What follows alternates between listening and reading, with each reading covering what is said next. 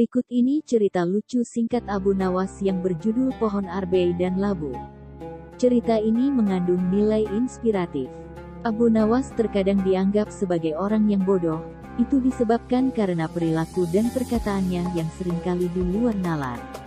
Namun sebenarnya Abu Nawas adalah orang yang pintar dan cerdas. Ia juga terkenal akan kebijaksanaannya.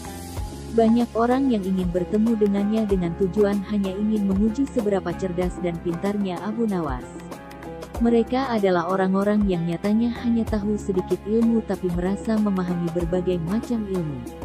Meski demikian Abu Nawas tetap meladeni mereka, bahkan dirinya berbicara sesuai dengan tingkat kecerdasan lawan bicaranya. Tidak heran jika terkadang Abu Nawas akan bersikap seperti orang bodoh, itu semata-mata karena ia menyesuaikan lawan bicaranya. Pada suatu sore saat ia selesai memberikan pelajaran kepada murid-muridnya, Abu Nawas tidak langsung masuk ke dalam rumahnya. Langkah kakinya berjalan keluar menuju sebuah kebun luas miliknya. Sesampainya di sana Abu Nawas melepas rasa penatnya dengan duduk santai di bawah pohon. Ia melepaskan sorban dari kepalanya untuk menikmati semilir angin yang berhembus. Kedua matanya mengamati kebunnya yang luas, ada banyak sekali yang ia tanam di sana.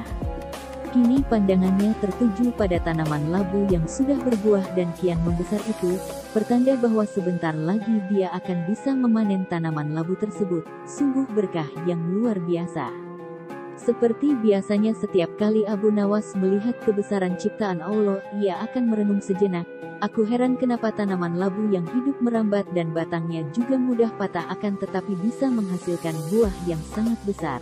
Sedangkan pohon arbei yang aku duduki pohonnya tinggi dan besar tapi buahnya kecil-kecil.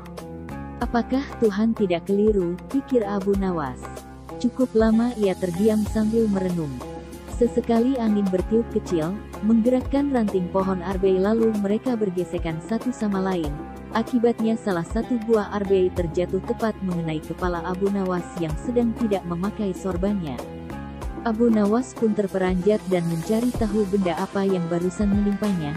Ternyata benda itu adalah buah arbei kecil yang sudah matang.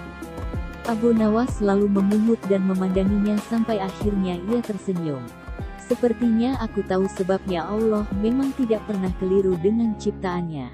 Andaikan buah arbei besarnya disesuaikan dengan pohonnya atau besarnya seperti buah labu pastilah kepalaku sudah hancur, kata Abu Nawas dalam hati. Ia pun kembali memuji ciptaan Allah yang sangat adil dan tidak pernah keliru.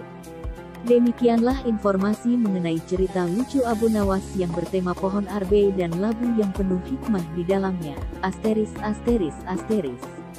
Sekian dan terima kasih. Semoga bermanfaat.